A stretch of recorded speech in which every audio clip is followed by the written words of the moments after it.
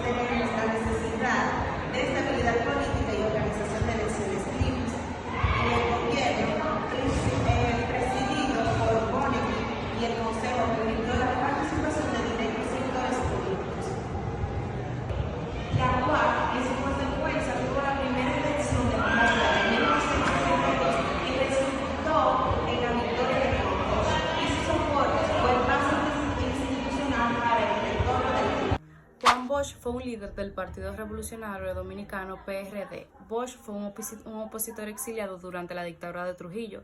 Regresó al país para las elecciones de 1962 con un programa basado en justicia social y reformas económicas.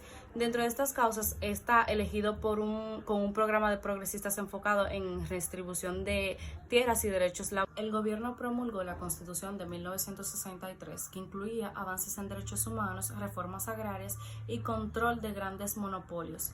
Como consecuencia, fue derrocado por un golpe de Estado en septiembre de 1963, promovido por sectores militares y conservadores. Dentro de los aportes que hizo introdujo ideas reformistas en la política dominicana, aunque su mando fue breve. El triunvirato militar de 1963 a 1965. Tras el golpe de Estado contra Bosch, el poder fue asumido por una junta militar integrada por civiles y militares. Este gobierno careció de apoyo popular y enfrentó constantes protestas.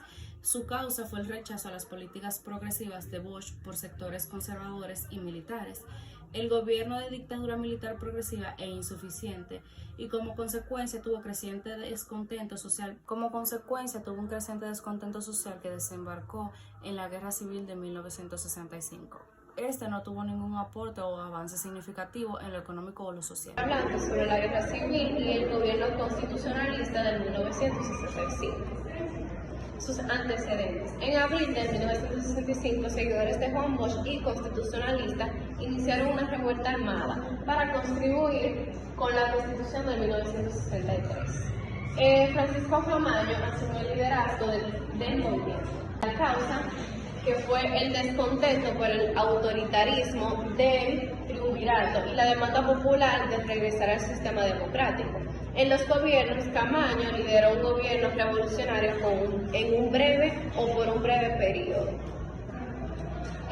También en sus aportes fue la movilización social por el respeto a la democracia.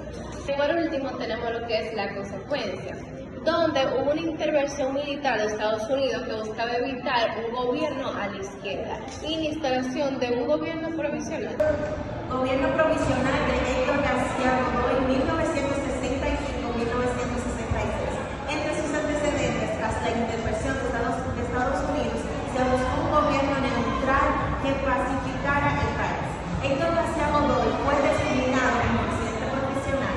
Entre sus causas tenía lo que es la necesidad de estabilizar el país tras la guerra civil y la prevención internacional por elecciones democráticas.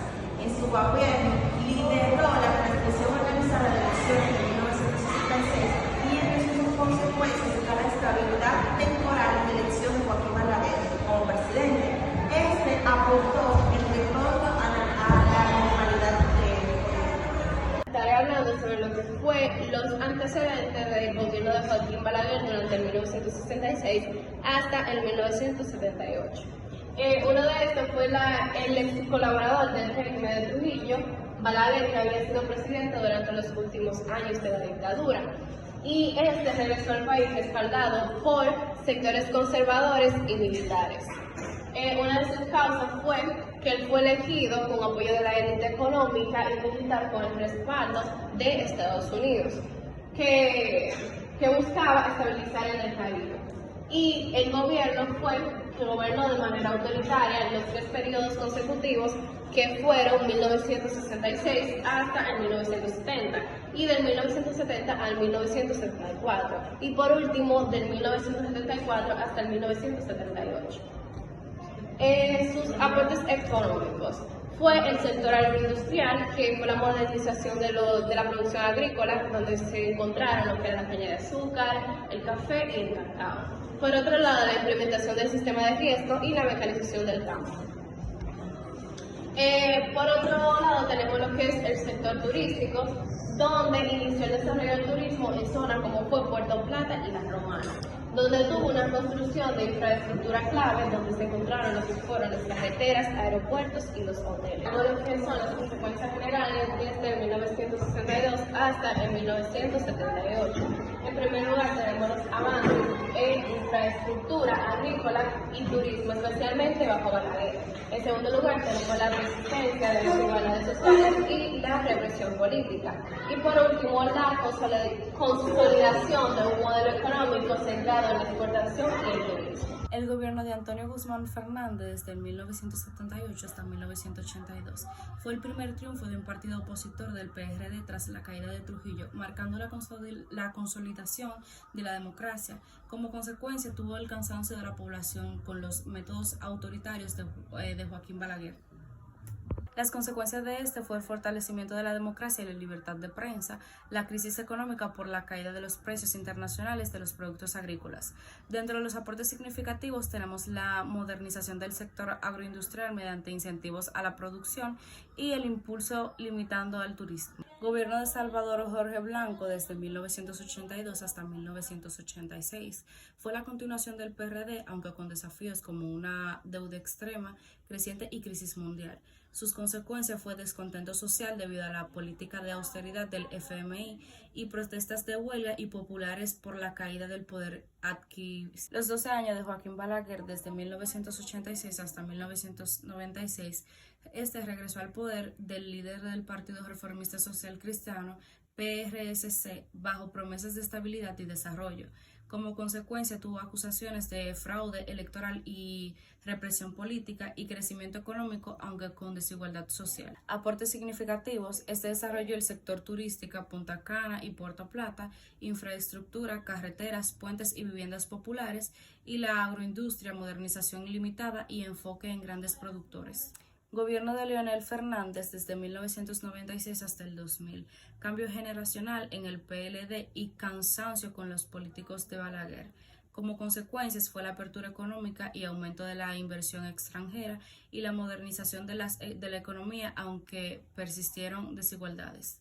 Aportes significativos fue el impulso al turismo, atracción de inversiones extranjeras en complejos turísticos, desarrollo de tecnología, implementación de la ley de telecomunicaciones y agroindustria, que fue la diversificación y Gobierno de Hipólito Mejía desde el 2000 hasta el 2004 fue la victoria del PRD tras la promesa de políticas inclusivas. Como consecuencia tuvo la crisis bancaria en 2003, pérdida de confianza en el sistema financiero y el incremento de la pobreza y la emigración. Como aporte significativo tuvo programas sociales, aunque limitados por la crisis, y afectación severa al turismo y a la agroindustria por la devaluación. Gobierno de Leonel Fernández desde el 2004 hasta el 2012. Fue el regreso del PLD bajo promesas de recuperación económica tras la crisis del 2003. Como consecuencia tuvo la estabilidad macroeconómica, pero aumentó la deuda externa y proyectos de modernización y obras de infraestructura.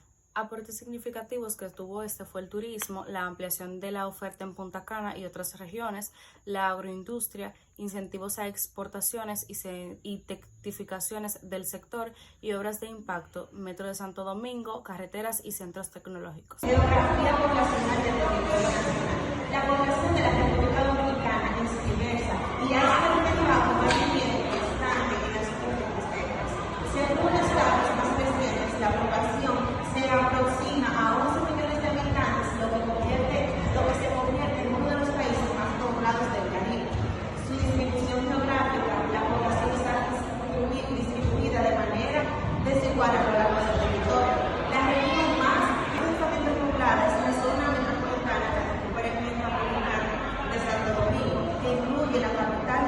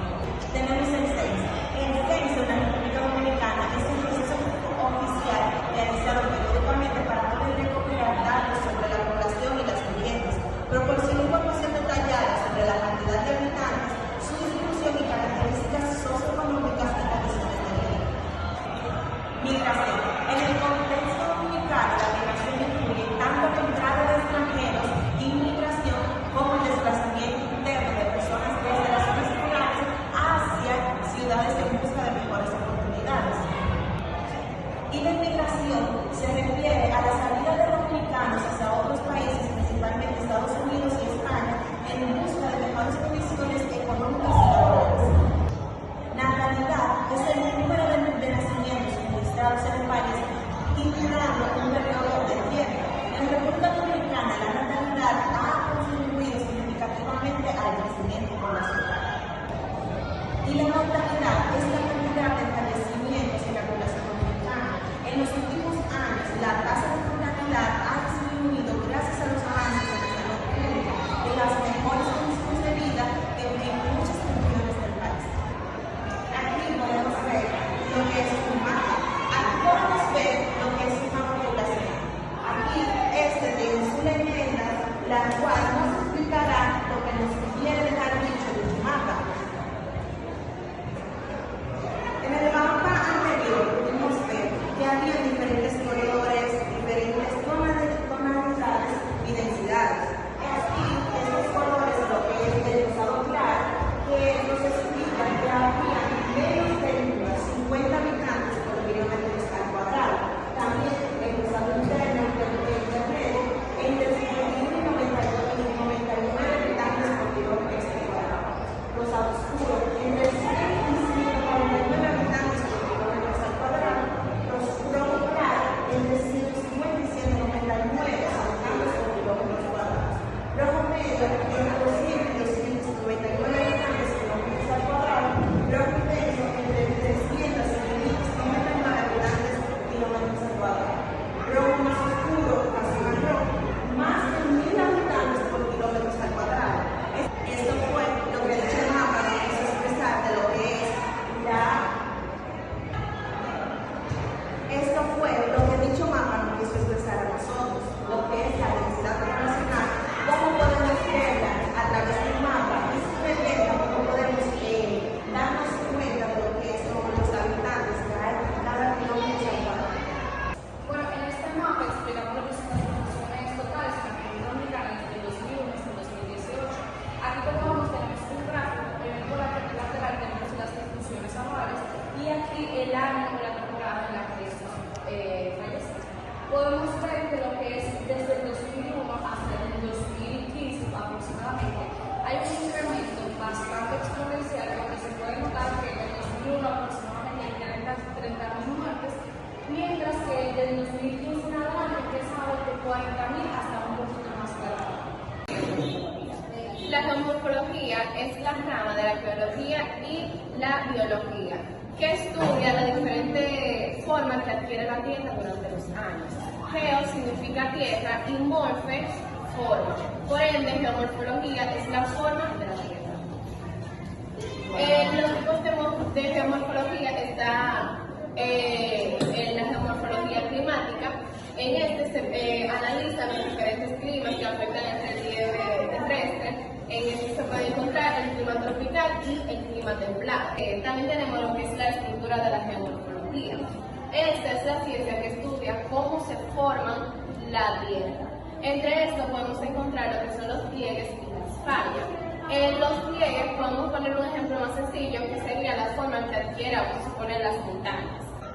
También tenemos lo que son los relieves. Los relieves son la forma de la superficie de la Tierra, como dije anteriormente. Están lo que son las colinas y las montañas, que muchas personas dirían que es lo mismo, pero no, ya que las colinas son más pequeñas que las montañas y se pueden encontrar se pueden observar una encima de la otra.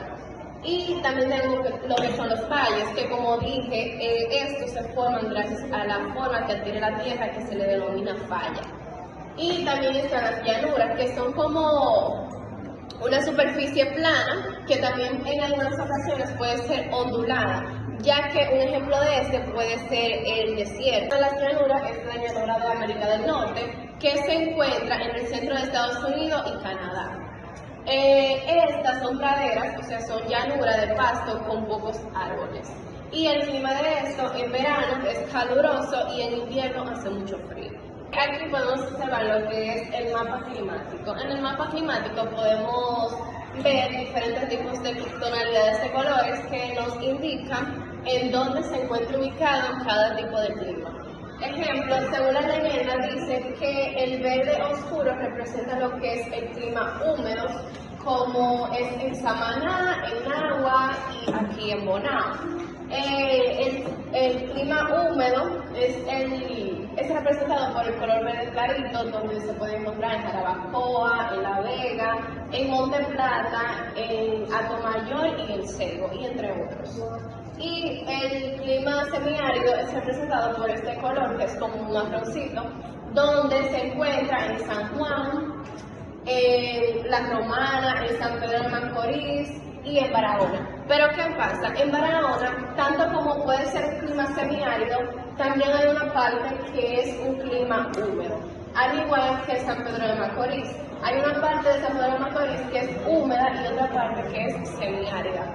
Y por último, pero no menos importante, está el clima árido, que es representado por el color amarillo, donde se puede encontrar en Pedernales, pero en Pedernales hay una parte en la que es semiárida, en Neiva y en Azua y en Baní y entre otras provincias. Y los suelos. Los suelos son la capa superficial de la tierra, donde crecen las plantas y contienen minerales, agua, aire y materias orgánicas.